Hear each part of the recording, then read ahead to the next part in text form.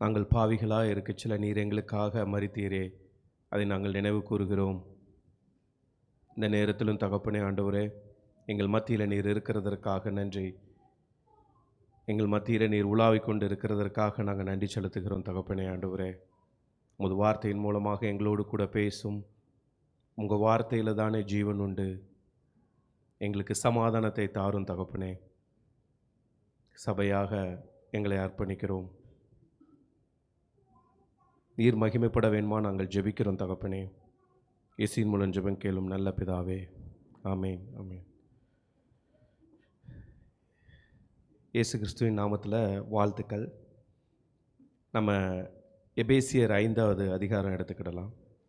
இன்றைக்கி நம்ம பார்க்க போகிற டாபிக் என்னென்னா ரிலேஷன்ஷிப். நம்மளுக்கு பலவிதமான ரிலேஷன்ஷிப் இருக்கும். ஆக்சுவலி இது பனியாஸில் நான் பேசியிருக்கிறோம். பட் இருந்தாலும் இன்றைக்கு உங்கள் மத்தியில் இதை பேசணுன்னு ரொம்ப இன்சிஸ்ட் பண்ணனால நம்ம உறவுகள் பற்றி நம்ம பார்க்க போகிறோம். நீங்கள் உறவுகளை பற்றி பார்க்குறதுனால நீங்கள் கொஞ்சம் சந்தோஷமாகவும் இருக்கலாம். ரொம்ப ஹார்டான ஒரு சப்ஜெக்ட் இல்லை, இது கொஞ்சம் லைட்டான ஒரு சப்ஜெக்ட் தான். அதனால் நீங்கள் கொஞ்சம் ஹாப்பியாக கூட இருக்கலாம்.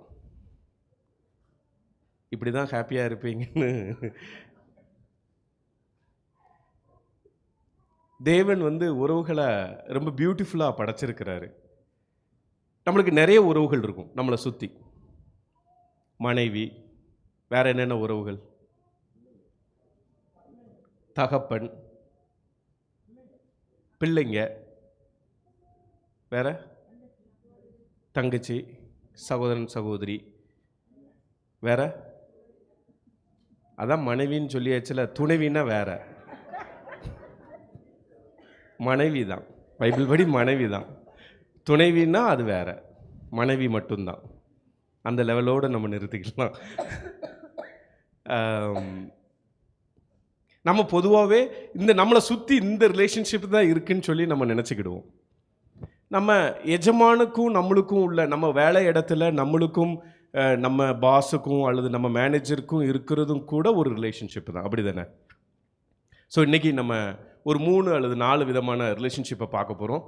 ரொம்ப குயிக்காக நம்ம முடிச்சிடலாம்.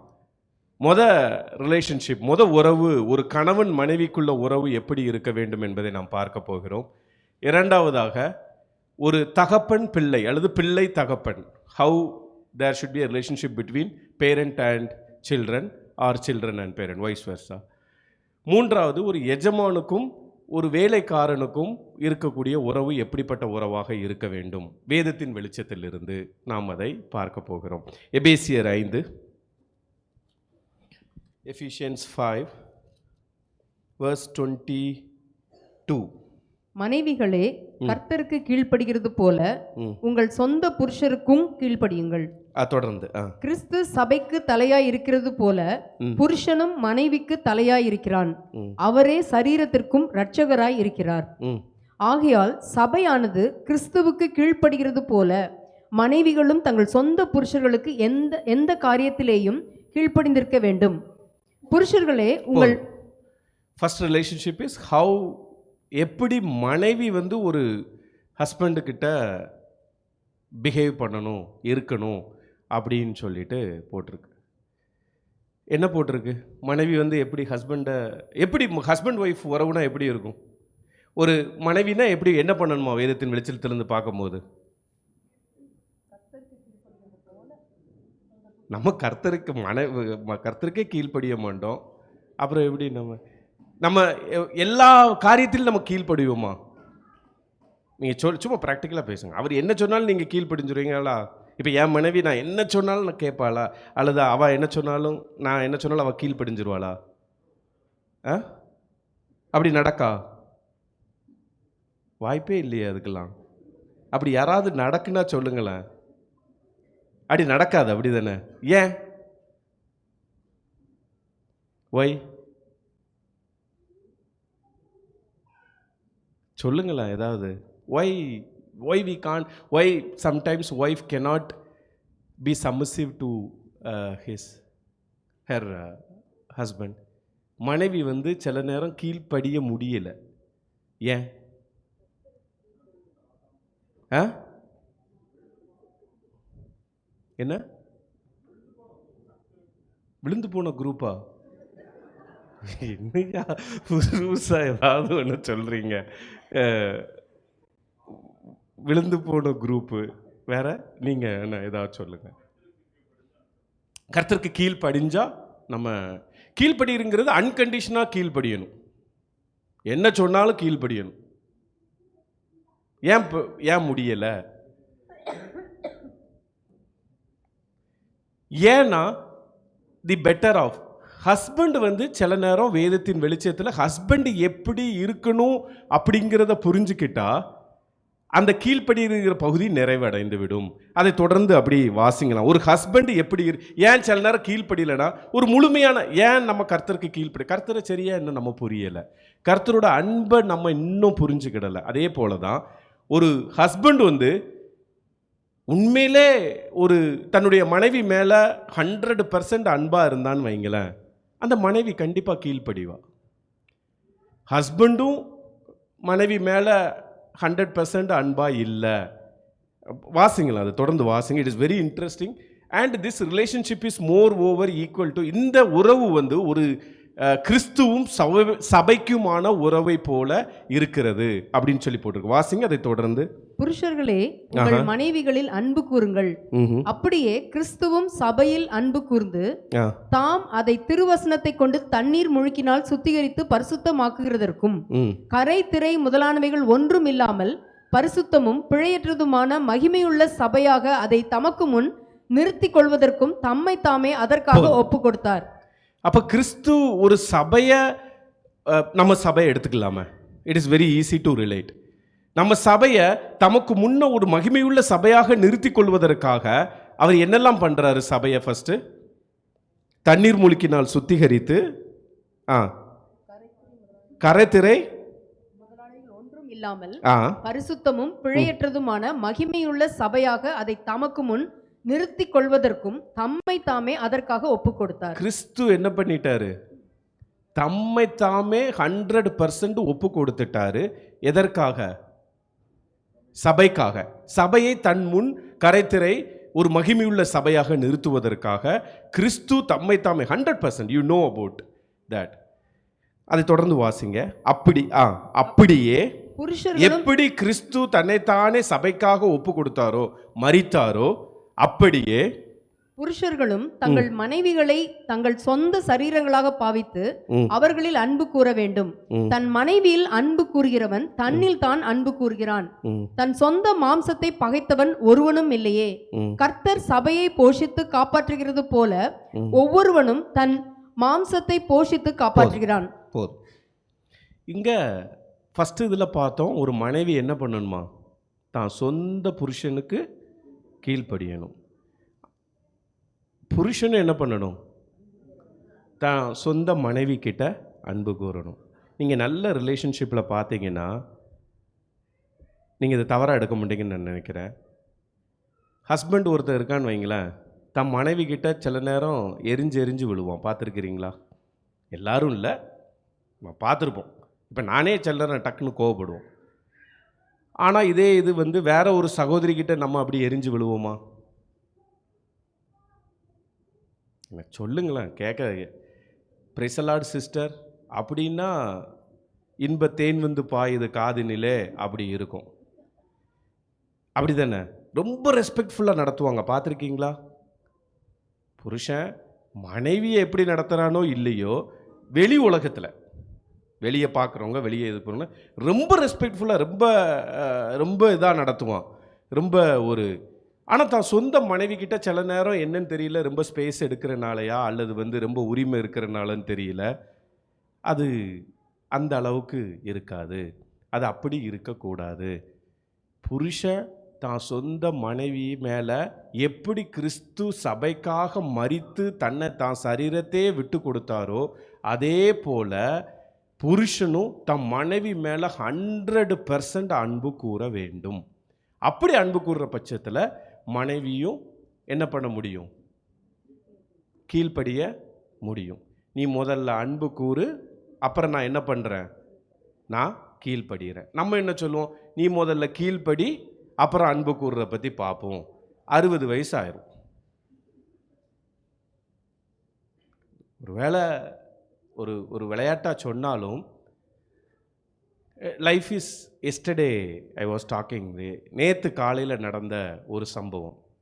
என் கூட வேலை பார்க்குற ஒரு பையனோட க்ளோஸ் ஃப்ரெண்டு, அவனுக்கு வயசு 33, கல்யாணமாகி ஒரு சிறிய குழந்தை இருக்கிறது. அவன் துபாயிலிருந்து வரான்.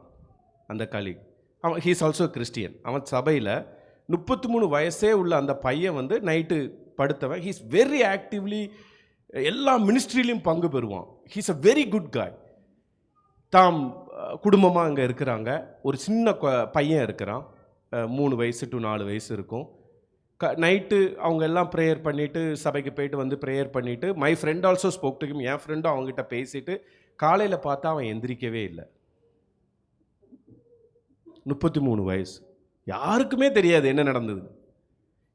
அவங்க ஒன்று சொல்கிறாங்க, ஒன்று கார்டியாக் அரெஸ்ட், இன்னொன்று நிமோனியா, இன்னொன்று வந்து ஒன்று சொல்ல. Life is very short. We don't no.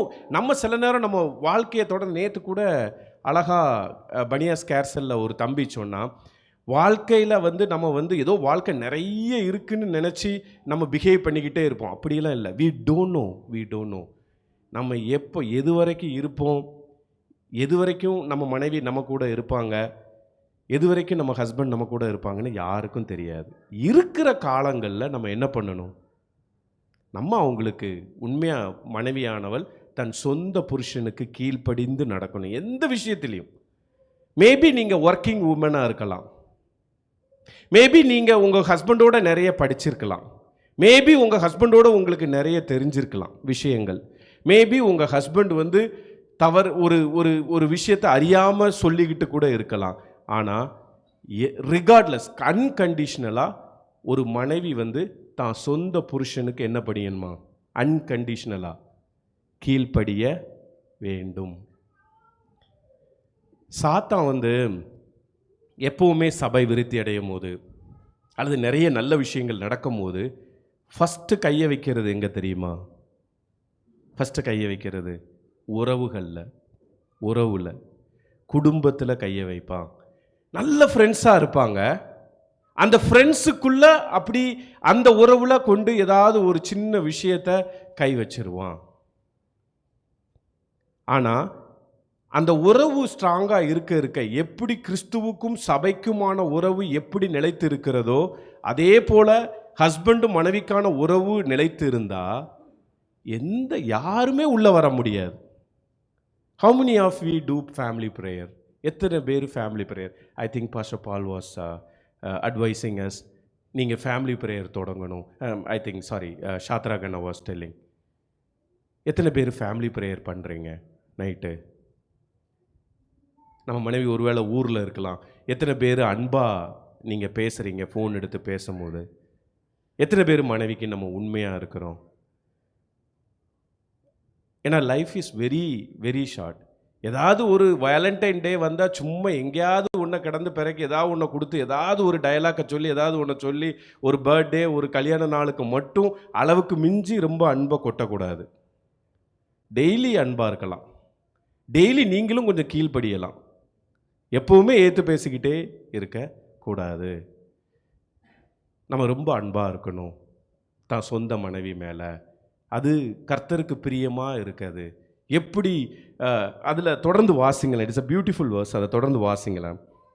அப்படியே புருஷர்களும் தங்கள் மனைவிகளை தங்கள் சொந்த சரீரங்களாக பாவித்து தான் சொந்த. இப்போ உங்களுக்கு ஒரு தலைவலி வருது, உங்களுக்கு சடனா கையில் வந்து ஒரு வெட்டு காயம் பட்டுட்டு ஒரு ஹார்ட் அட்டாக் வந்துட்டு, சொல்ல முடியாதுல்ல, எனி டைம் வரலாம். நேற்று தலை சுற்றிட்டு ஒரு மாதிரி வருது பிரதர் அப்படின்னாங்க. நான் செக் பண்ணுங்க, ஹார்ட் அட்டாக்காக கூட இருக்கலாம். இல்லை, வரும்போது அப்படி வந்தாங்க. ரொம்ப தலை சுற்றுது பிரதர், நிற்கவே முடியல, ஒரு மாதிரி பாட்டு படிக்கவே முடியல, தலை சுற்றுது அப்படின்னு. ஒன்றும் இல்லை, கொஞ்சம் நேரம் இருங்க சரியாயிரும். ஆனால் சாப்பிடும் போது அந்த தலைவலியெல்லாம் இல்லை, தலை சுற்றலாம் இல்லை, எல்லாம் சரியாக இருந்தது. அதுக்கப்புறம் பேச்சை பார்த்தீங்கன்னா பயங்கர பேச்சு. ஸோ அன்பாக இருக்கணும். உங்கள் சொந்த சரீரத்தை நீங்கள் எப்படி பார்த்துக்கிடுவீங்க சொல்லுங்களேன். உங்கள் சொந்த சரீரத்தை நீங்கள் எப்படி பார்ப்பீங்க? இப்போ ஒன்றும் தெரியாது. ஹாஸ்பிட்டல் ஒரு டைம் போயிட்டு கத்தி வச்சாச்சுன்னா என்ன, அதுக்கப்புறம் ரொம்ப கேர் எடுத்து பார்ப்போம், அப்படி தானே? Yes or no? இப்போ நீங்கள் யாருமே எத்தனை பேர் ஜிம்மு போவீங்க இதில்? ஐயா, சபைக்கே ஜிம்மு மெம்பர்ஷிப் தேவைப்படுதுன்னு நினைக்கிறேன். சரி, எத்தனை பேர் அட்லீஸ்ட் வாக்கிங்காவது போவீங்க? ஒரு வாக்கிங் 2 பேர். அது ஏன்னா அவங்க கிட்டத்தட்ட சூப்பர் சீனியர் லெவலில் இருக்கிறனால வேற வழி இல்லை. வாக்கிங் யாருமே போக மாட்டீங்களா நீங்கள்? இல்லை walking, very good brother. Walking brother. தம்பி கல்யாணம் ஆனவங்க தம்பி, நீ சும்மா கொஞ்சம் சொந்த சரீரத்தை நீங்கள் முதல்ல அன்பு கூர்ந்து சொந்த சரீரத்தை பார்த்தா அதே போல் உங்கள் மனைவியும் உங்களுக்கு. நம்ம என்னன்னே தெரியல, நம்ம அப்படியே ரொம்ப ஸ்பீடாக ஓடுவோம், எதுக்கு ஓடுறோன்னே தெரியாது. கடைசியில் ஏதாவது ஒரு இடத்துல ரொம்ப பிரச்சனையாகி போய் முட்டிக்கிட்டு நிற்போம். அதுக்கப்புறம் தான் டாக்டர் சொல்லுவார், கொலஸ்ட்ரால் இந்த பேண்டிலே இல்லைங்க, இந்த பேண்டிலே இல்லை கொலஸ்ட்ரால். அது என்னென்னா லோ மீடியம் ஹைன்னு இருக்கும்ல, அந்த பேண்டிலே இல்லையா கொலஸ்ட்ரால். அதை தாண்டி ஏதோ ஒரு கேட்டகரியில் இருக்குது. நீங்கள் கண்டிப்பாக ஜிம்மு போகணும், நீங்கள் கண்டிப்பாக எக்ஸசைஸ் போகணும். தான் சொந்த சரீரத்தை பாவிக்கிறது போல நம்ம மனைவியை அன்பு கூற வேண்டும். இட்ஸ் அ பியூட்டிஃபுல் ரிலேஷன்ஷிப்பில். ஏன்னா ஒரு ஒர்க் ஷாப் போயிருந்தோம் ரீசெண்டாக. அப்போது ஹஸ்பண்ட் மனைவி உறவு எப்படி இருக்கிறதோ அப்படிதான் சபையும் கிறிஸ்துவுக்கும் உள்ள உறவு இருக்கிறதாம். ஒரு ஹஸ்பண்ட் ஒய்ஃப் உறவை சரியா புரியாதவன் கிறிஸ்துவுக்கும் சபைக்குமான உறவை புரிந்து கொள்ளவே முடியாது, சரியா புரிஞ்சு கொள்ள முடியாது. அதனால புருஷர்கள் தங்கள் மனைவிகளுக்கு இடத்துல ரொம்ப அன்பு கூறணும். டெய்லி மேரேஜ் டே வந்தால் நீங்கள் அப்போ மட்டும் நீங்கள் ஐ லவ் யூ அப்படின்னு சொல்லக்கூடாது. சொல்ல மாட்டீங்க நீங்கள், கண்டிப்பாக உங்களை பார்த்தாலே தெரியுது. ஏன்னா நீங்கள் ரொம்ப ஸ்ட்ரிக்டாக இருப்பீங்க. யாராவது சொல்லுவீங்களா? அங்கிள் சொல்லுவீங்களா ஆன்ட்டியை பார்த்து? அப்படி வாய்ப்பே இல்லை. அங்கிள் அப்படி சொல்கிறதுக்கான வாய்ப்பே இல்லை. ஆனால் அங்கிள் சொல்லியிருக்காங்களா ஆன்ட்டி? அப்படி இல்லை, சொல்லியிருக்க வாய்ப்பு இல்லை. இப்படி சொல்லியே அதை சொல்லாமல் போயிட்டாங்க தெரியுமா? ஆன்ட்டி ஆன்ட்டி ஒரு 90 நாள் இல்லைண்ணே. அப்போ எல்லா சனிக்கிழமையும் நான் அங்கிளை போய் பார்ப்பேன். I spend some time. சில நேரம் ஃப்ரீயாக இருந்தால் அப்படி போவேன். அப்போ ஆன்ட்டி ஊரில் இல்லை.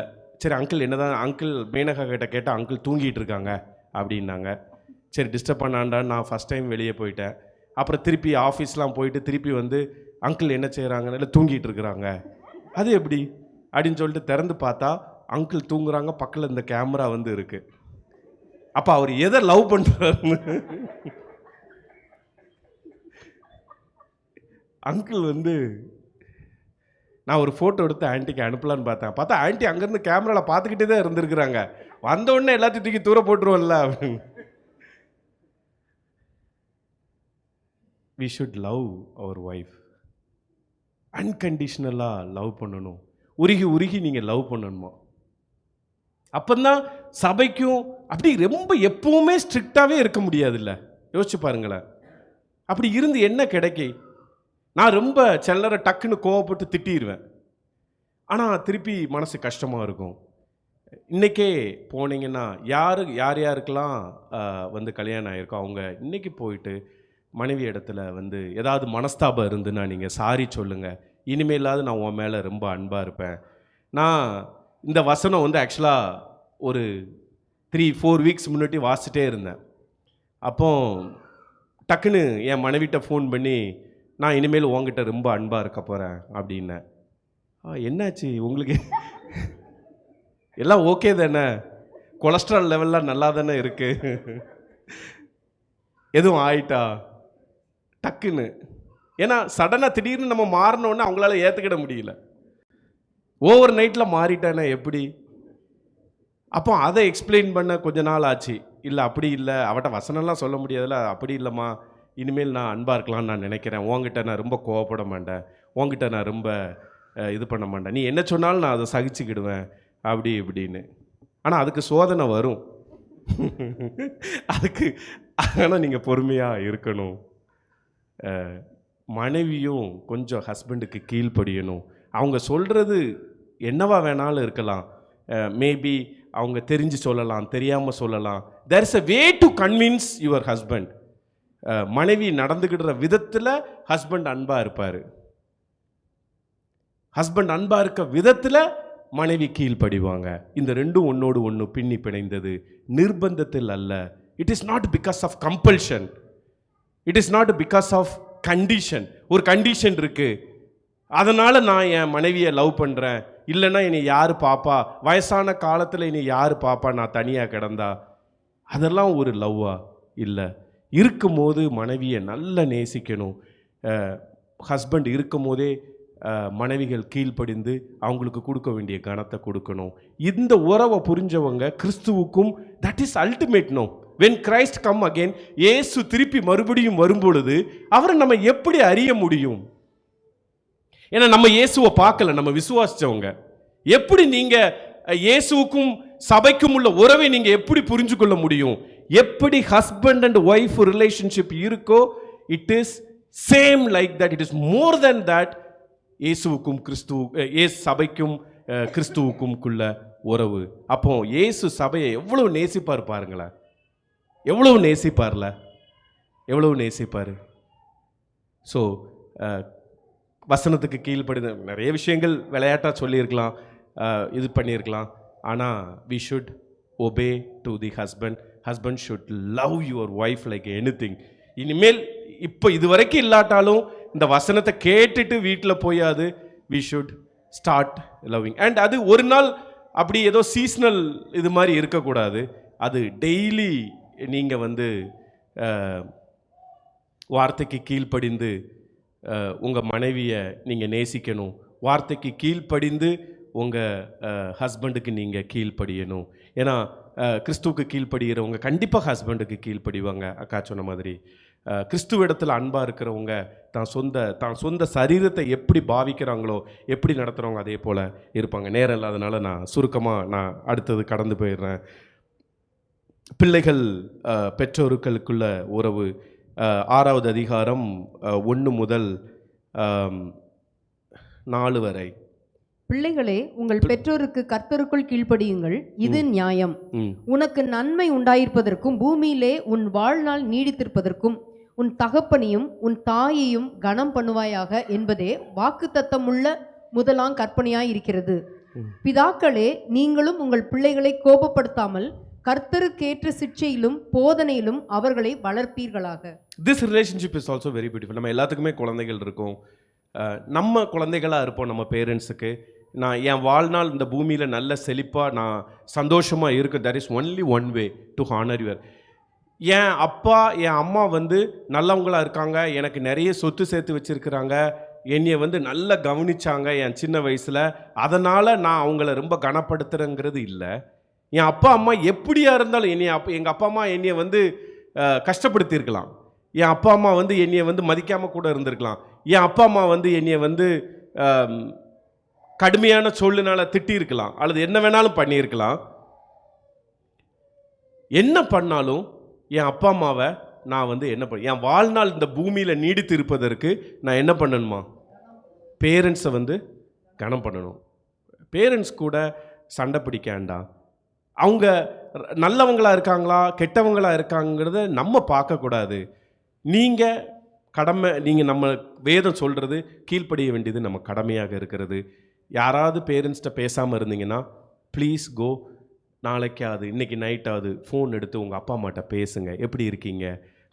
அவங்க கேட்டு தான் நீங்கள் பைசா கொடுக்கக்கூடாது, அவங்க கேட்டு தான் நீங்கள் உதவி செய்யக்கூடாது. அவங்க கேட்காமே அவங்களுக்கு என்ன தேவைங்கிறத அறிஞ்சு நீங்கள் செஞ்சிடணும். நீங்கள் செய்யும் போது அவங்க உங்களில் கிறிஸ்துவை பார்ப்பாங்க, உங்களில் கிறிஸ்துவை பார்ப்பாங்க. மேபி அவங்க நல்ல வெல்லாஃபாக இருக்கலாம், பெரிய பணக்காரங்களாக இருக்கலாம், சொந்த காலில் நிற்கிறவங்களாக இருக்கலாம்.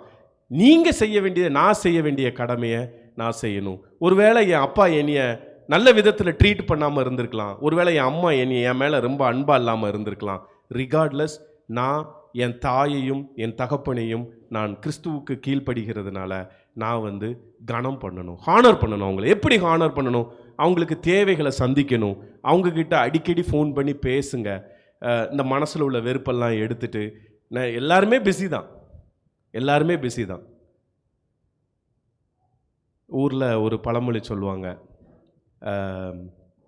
என்ன, இந்த பனைமரத்தில் கீழே இருக்க ஓலையை பார்த்து மேலே உள்ள அது என்ன,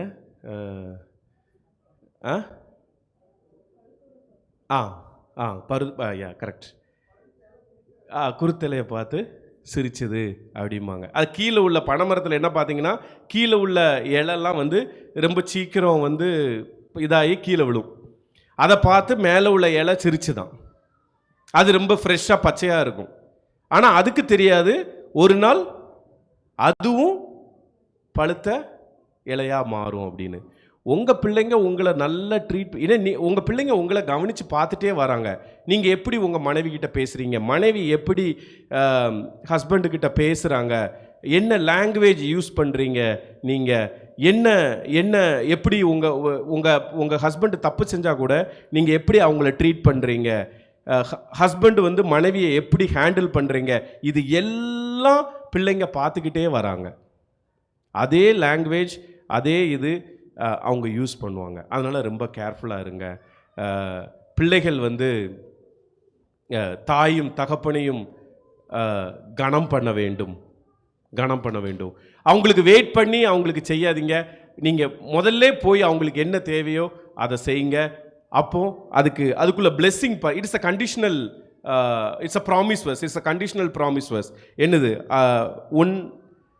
உனக்கு நன்மை உண்டாயிருக்கவும் பூமியிலே உன் வாழ்நாள் நீடித்திருப்பதற்கும் உன் தகப்பனையும் உன் தாயையும் கனம் பண்ணுவாயாக என்பதே வாக்குத்தத்தம் உள்ள முதலாம் கற்பனையாய் இருக்கிறது. இட்ஸ் அ வாக்குத்தத்தம், இட்ஸ் அ ப்ராமிஸ் வர்ஸ்.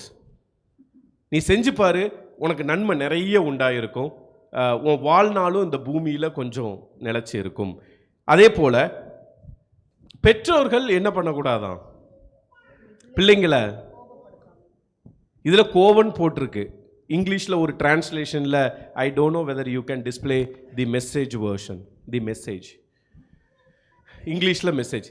பிள்ளைங்களை நம்ம சில நேரம் எரிச்சல் படுத்தக்கூடாது, கண்டிஷன், ரொம்ப கண்டிஷன் பண்ணக்கூடாது. ஏன்னா அவங்க ஒரு ஜெனரேஷனில் வளர்ந்துட்டு இருக்கிறாங்க. ஹோம் ஸ்கூலிங் வந்துட்டு பிள்ளைங்க வந்து நம்மளோட ரொம்ப ப்ரில்லியண்ட்டாக இருக்கிறாங்க. அவங்கள நம்ம ரொம்ப கண்ட்ரோல் பண்ணுறங்கிற பேரில், ரொம்ப கண்டிஷன் போடுறங்கிற பேரில் நம்ம வந்து நிறைய விஷயங்களை அவங்க மேலே திணிக்கக்கூடாது.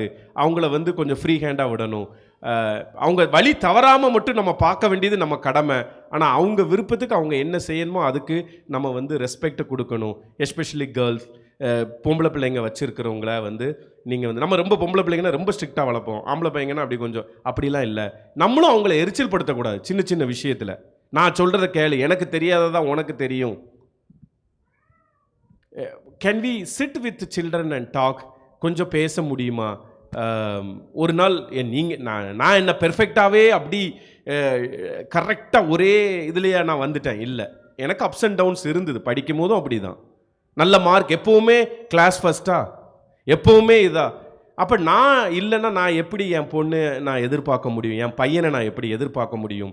ஃபோர்ஸ் பண்ணாதீங்க ரொம்ப. There is a message version, the message. Yeah. So பிள்ளைங்களை ரொம்ப இது பண்ணாதீங்க, அனாய் பண்ணாதீங்கன்னு போட்டிருக்கோம் அந்த வேர்ஷனில். அனாய்னா தெரியும்ல, அனாயிங் என்ன, கோவம் ஊட்டுறது தேவையில்லாமல் அவங்கள கண்டிஷன்ஸ் போட்டு அந்த மாதிரி பிள்ளைங்களை பண்ணக்கூடாது அப்படின்னு போட்டிருக்கு. நேரம் இல்லாதனால அவன் எடுக்கட்டும், நம்ம நேரம் இல்லாதனால. அப்போது பேரண்ட்ஸும் பிள்ளைங்களும் இந்த உறவை வந்து, it is also a beautiful relationship. இன்றைக்கி உங்கள் அப்பா அம்மாட்ட பேசலை, ரொம்ப நாள் நீங்கள் பேசாமல் இருக்கிறீங்க அப்படின்னா இன்றைக்கி போய் பேசுங்க, அவங்களுக்கு கொடுக்க வேண்டிய ஹானரை கொடுங்க. போன வாரம் கூட அங்கிள் சொல்லும் போது, we are honouring all the elder people who ever come to our church. One of the best practice. ஏன்னா நம்ம அவங்கள ஹானர் பண்ணுறோம், எல்லோரும் முன்னாடியும் கனப்படுத்துகிறோம். அவங்க நிறைய வழிகளை கடந்து வந்திருப்பாங்க, அவங்கள ஹானர் பண்ணுறோம். பெரியவங்கக்கிட்ட நீங்கள் பேசுங்க. அதே மாதிரி நம்ம பிள்ளைங்களை நம்ம ரொம்ப எரிச்சல் படுத்தாமல் இருக்கணும், தொந்தரவு படுத்தாமல் இருக்கணும். அவங்கள கிறிஸ்துவுக்குள்ளே வளர்க்க வேண்டியதுதான் நம்ம கடமை. பிள்ளைங்க வந்து கர்த்தரிடமிருந்து வந்த gift தான். அப்படி தானே போட்டிருக்கு வேதத்தில். Children are gift from the God. So அவங்கள அதே போல் நம்ம பாவிக்கணும், அப்படி தான் போட்டிருக்குது. இது ரெண்டாவது உறவு. பிள்ளைங்களை ரொம்ப எரிச்சல் படுத்தக்கூடாது, ரொம்ப கண்டிஷன் பண்ணக்கூடாது, ரொம்ப ஃபோர்ஸ் பண்ணக்கூடாது, அனாய் பண்ணக்கூடாது. அப்போ அவங்க உங்ககிட்ட அன்பாக இருப்பாங்க. நீங்களும் உங்கள் பேரண்ட்ஸ் கிட்ட கொஞ்சம் அன்பாக இருக்கணும், அவங்கள கனப்படுத்த வேண்டும். இது இரண்டாவது உறவுகளுக்குள்ளது. ரொம்ப முக்கியமான உறவு வந்து அடுத்த வர உறவு. நம்ம இதை ஒரு உறவுனே கன்சிடர் பண்ண மாட்டோம். இங்கே எல்லாருமே வேலைக்கு போயிட்டு இருக்கீங்க, எக்ஸப்ட் ஃபியூ. எல்லாருமே யார்கிட்டையாவது ஒருத்தர்கிட்ட ரிப்போர்ட் பண்ணிக்கிட்டு இருக்கிறீங்க, அப்படி தானே? அங்கிள் மேனேஜராக இருக்கலாம், இருந்தாலும் மேனேஜருக்கு ஒரு மேனேஜர் உண்டு. மேனேஜராக இருந்தால் ஒரு சிஇஓ இருந்தால் அதுக்கு டாப்பில் உள்ளவங்கக்கிட்ட அவங்க ரிப்போர்ட் பண்ணுவாங்க. எல்லாருமே யாராவது ஒருத்தர் நம்ம எல்லாத்துக்குமே ஒரு எஜமான் இருக்கும். நீங்கள் உங்கள் கம்பெனியில் பெரிய டாப் மேனேஜராக இருக்கலாம், ஆனால் வந்து உங்களுக்கு மேனேஜர் இருப்பாங்க, அவங்களுக்கும் மேனேஜர் இருப்பாங்க. அவங்க யாருக்கிட்டையாவது ரிப்போர்ட் பண்ணுவாங்க. அதை வாசிங்களேன். இந்த உறவு ரொம்ப முக்கியம். ஏன்னா இது நம்ம படிக்கணும்.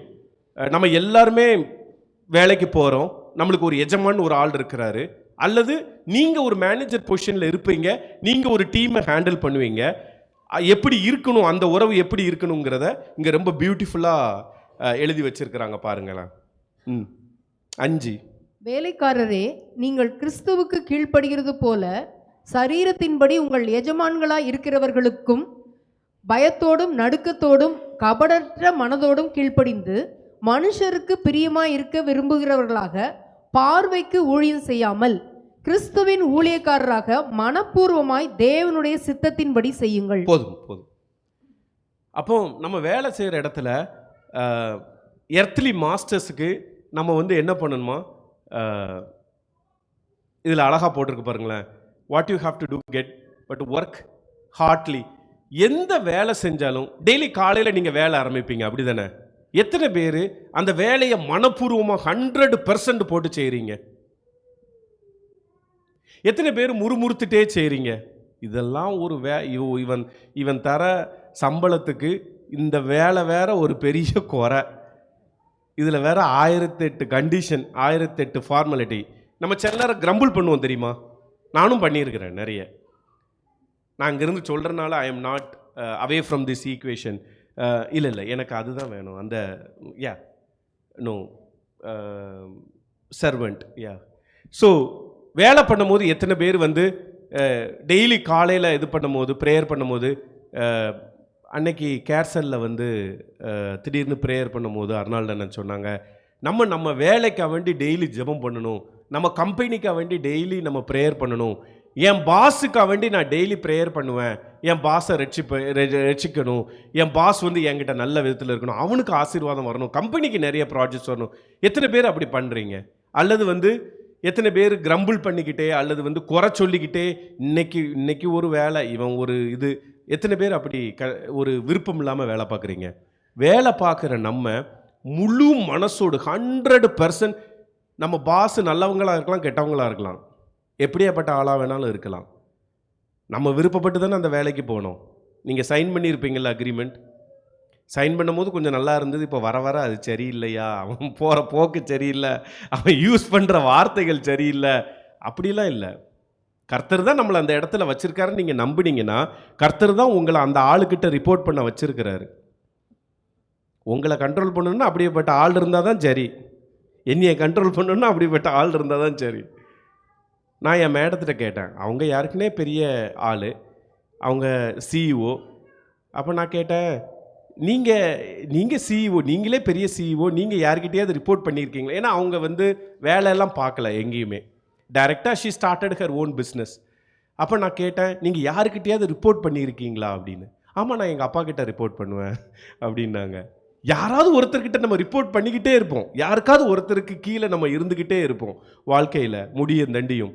நம்ம செய்கிற வேலையை மனப்பூர்வமாக செய்யணுமா, தேங்க்யூ பண்ணி செய்யணுமா, ரொம்ப விருப்பப்பட்டு செய்யணுமா.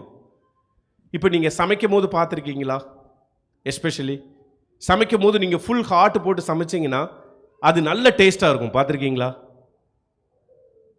என்ன இப்படி முறைச்சி பார்க்குறத பார்த்தா என்னையா அது? சமைக்கும் போது நீங்கள் ரொம்ப அவசரத்தில் ஏதோ ஏனோ தானோன்னு பண்ணுறதுக்கும் முழு மைண்டு போட்டு சமைக்கிறதுக்கும் நிறைய வித்தியாசம் இருக்குது. அப்படி தானே? எந்த வேலையை செஞ்சாலும் நம்ம மனப்பூர்வமாக போட்டு அதில் வேலையில் கவனமாக இருக்கணும், கருத்தாக இருக்கணும், ரொம்ப கேர்ஃபுல்லாக இருக்கணும். ஏன்னா எனக்கும் என் மேனேஜருக்கும் இன்னொரு எஜமான் இருக்கார். அது யாரு? எனக்கும் என் மேனேஜருக்கு இன்னொரு எஜமான் இருக்கார். அது யாரு? இயேசு. அவர் அங்கேருந்து பார்த்துட்டே இருக்கிறாரு. சும்மா எப்போவுமே ப்ரொமோஷனுக்காக வேண்டியும் சேலரி இன்க்ரீஸ்க்காக வேண்டியும் ப்ரேயர் பண்ணிக்கிட்டே இருக்கக்கூடாது. ப்ரொமோஷன்ஸும் சேலரி இன்க்ரிமெண்ட்டும் உங்களை தேடி வரும், உங்களை தேடி வரும். ப்ரொவைடட். நீங்கள் மனப்பூர்வமாக டெய்லி அவன் உங்களை ஒழுங்காக ட்ரீட் பண்ணல. எத்தனை பேர் டைமுக்கு வேலைக்கு போகிறீங்க? ஷார்ப்பாக நான் டைமுக்கு வேலைக்கு போகிறேன். யார் பார்த்தாலும் பார்க்காட்டாலும் நான் வேலை செஞ்சுக்கிட்டே இருப்பேன். நான் சீக்கிரம்லாம் நான் இது பண்ணிவிட்டு நான் வீட்டுக்கு ஓடி வர மாட்டேன். எத்தனை பேர் உண்மையாக வேலை பார்க்குறீங்க?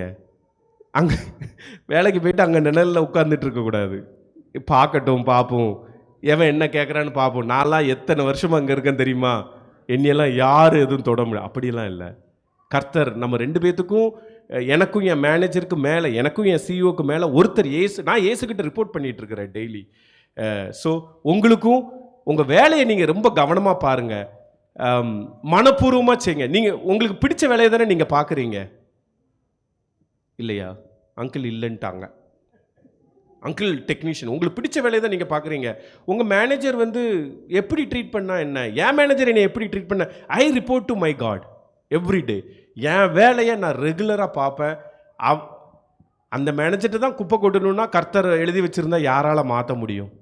கர்த்தர் விருப்பப்படாமல் என்னையே இந்த இடத்துல இருந்து யாரும் எடுக்கவே முடியாது. கர்த்தர் விருப்பப்பட்டுட்டாரு என்னை இந்த கம்பெனிலேருந்து வேற கம்பெனிக்கு மாற்றணும். நான் நினச்சாலும் இங்கே இருக்க முடியுமா? முடியவே முடியாது. ஓனர் நினச்சாலும், ஓனருக்கு அப்பா நினச்சாலும் நீங்கள் இங்கே இருக்கவே முடியாது.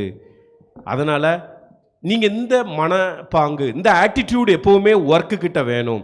வேலைக்கு போகும்போது சும்மா பயந்துட்டுலாம் போகக்கூடாது. டெய்லி ஆன்சைட்டில் போகக்கூடாது. என் வேலையை விட்டு தூக்கிடுவாங்களோ, சம்பளம் போயிருமோ, குடும்பம் என்ன ஆகுமோ, அப்படியெல்லாம் நீங்கள் அந்த பயமே இருக்கக்கூடாது. எஸ்பெஷலி கிறிஸ்டியன்ஸுக்கு.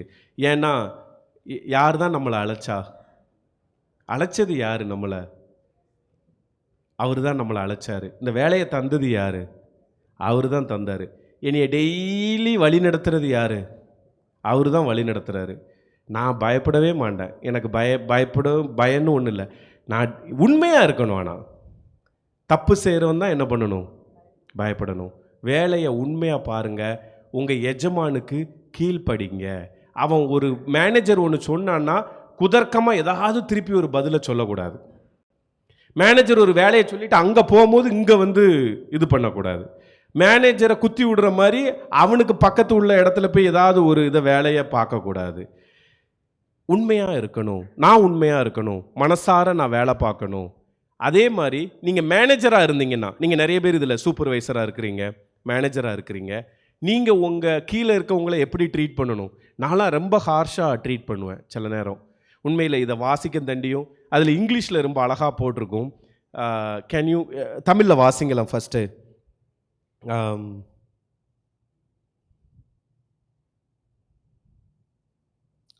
9வது வசனம். எஜமான்களே, அப்படியே நீங்களும் வேலைக்காரருக்கு செய்ய வேண்டியவைகளை செய்து அவர்களுக்கும் உங்களுக்கும் எஜமானானவர் பரலோகத்தில் இருக்கிறார் என்றும் அவரிடத்தில் பட்சபாதம் இல்லை என்றும் அறிந்து கடும் சொல்லை விட்டுவிடுங்கள். கடும் சொல்ல விட்டுறணுமா? நான் ரொம்ப கடுமையாக பேசுவேன். அவங்கள இன்டெம்பிடேட் பண்ணுற மாதிரி அவங்க ஒரு வேலை செய்யலை அப்படின்னா என் கோவத்தை எல்லாம் என் வார்த்தையில் கொண்டு வந்து அந்த அவங்கள இன்டெம்பிடேட் பண்ணுற மாதிரி நான் பேசுவேன். ஆனால் when I read this, God said that நீ கடுமையான சொல்ல விட்டுரு தம்பி, நீ இப்படி கடுமையாக பேசக்கூடாது, அது நல்லதில்லை. நீங்கள் மேனேஜர் பொசிஷனில் இருக்கும்போது கடுமையான சொல்லெல்லாம் விட்டுறணும். கோவங்கிறது எதோட வெளிப்பாடு தெரியுமா? கடுமையான சொல் வந்து எதையோட வெளிப்பாடு தெரியுமா?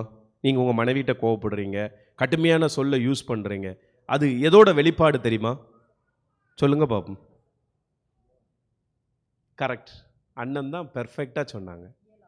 இயலாமையோட வெளிப்பாடு. You don't know how to manage that situation, so you use harsh words to diffuse that situation. கடுமையாக ஒரு வார்த்தை சொல்லி அந்த சிச்சுவேஷனை இது பண்ணி கிளம்பி போயிடுறது இயலாமை. If you don't know how to manage harsh words, கடுமையான சொல்லு வெளியே வந்துடும், கோபம் வெளியே வந்துடும். ஒருத்தனுக்கு இயலும் ஆளுமை திறன் அதிகமாக இருக்குன்னா அவங்க ரொம்ப கோவப்பட மாட்டாங்க. இப்போ என்கிட்ட ரொம்ப டக்கு டக்குன்னு கோபம் வருது, எதுக்கு எடுத்தாலும் அப்படி ரொம்ப டக்குன்னு கோவப்படுறேன்னா இயலாமை என்கிட்ட நிறைய இருக்குன்னு அர்த்தம். நம்ம கோவத்தெல்லாம் எங்கே தான் காமிப்போம்? எங்கே பலிக்கோ அங்கே தான் காமிப்போம். உங்கள் ஆஃபீஸில் நீங்கள் அப்படி போய் பேசி பாருங்க பார்ப்போம். இங்கே மனைவிட்ட பேசுவோம், மனைவி யார்கிட்ட பேசுவீங்க? ஹஸ்பண்டுக்கிட்ட பேசுவோம். It's okay. இனிமேல் அன்பாக இருந்துருங்க, இனிமேல் கீழ்ப்படிங்க, கடுமையான சொல்ல விட்டுருங்க. எந்த உறவுலையுமே கடுமையான சொல்ல விட்டுருங்க. மனைவி கிட்டேயோ, சப்பார்டினேட்டுக்கிட்டேயோ, கொலீக்குக்கிட்டேயோ. யூஸ்வலாக சிவில் ஃபீல்டில் இருக்கிறவங்க நீங்கள் நிறைய வார்த்தைகள் யூஸ் பண்ணுவீங்கன்னு நான் கேள்விப்பட்டிருக்கிறேன்.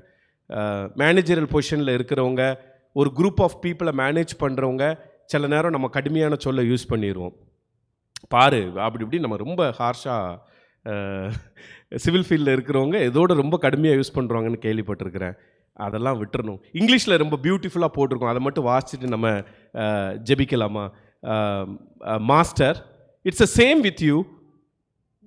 எப்படி ஒரு வேலை செய்கிறவன் எஜமானுக்கு என்ன பண்ணணுமா? மனசார கீழ்ப்படியணும். ஆனால் எஜமானம் இருக்கிறவன் எப்படி வேலைக்காரங்களை ட்ரீட் பண்ணணுமா? Master, in the same way with you, no abuse please and no threats. பயமுறுத்திய வேலை வாங்குவாங்க, பார்த்துருக்கீங்களா? சில மேனேஜர் பார்த்துருக்கிறீங்களா? பயமுறுத்திய வேலையை விட்டு தூக்கிடுவேன், பெர்ஃபார்மன்ஸில் கையை வச்சுருவேன், உனக்கு இந்த வருஷம் இன்க்ரிமெண்ட்டே இருக்காது, நீ பாப்பமா உன் கான்ட்ராக்டே ரினியூ ஆகாது, என்ன அப்படியெல்லாம் இல்லை.